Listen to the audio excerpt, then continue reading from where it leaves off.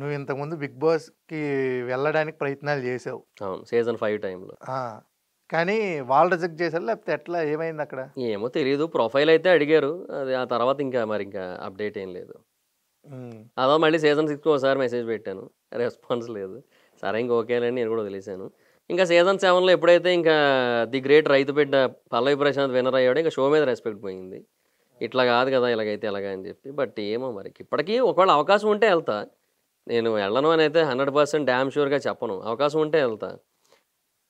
And నా దృష్టిలో ఏదైతే పోయిందో అంటే ప్రపంచం మొత్తం దృష్టిలో ఇలాగే ఉంటదని నేను చెప్పను. ఇది నాకనిపిచ్చింది. 'బిగ్ బాస్' విషయంలో మాత్రం నేను నా ఒపీనియన్స్‌నే బిలీవ్ చేస్తా.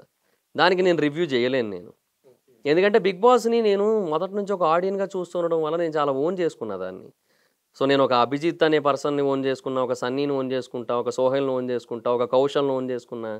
ఇట్లా ఉంది నాకు. సో, అందువల్ల నేను ఇప్పుడు సడెన్‌గా ఆల్ ఆఫ్ ఎ సడెన్ వచ్చి నేను న్యూట్రలు, నేను నాకెవరు కాదు అని నేను చెప్పలేను. నాకు అందువల్ల ఒపీనియన్సే ఉంటాయి నాకు దాని మీద. పర్సనల్ ఒపీనియన్ ఉంటది. అది నాకు అదే ఆ 'పల్లవి ప్రశాంత్' విన్నర్ అవ్వడం వల్ల నాకు కొంచెం రెస్పెక్ట్ అనేది పోయింది.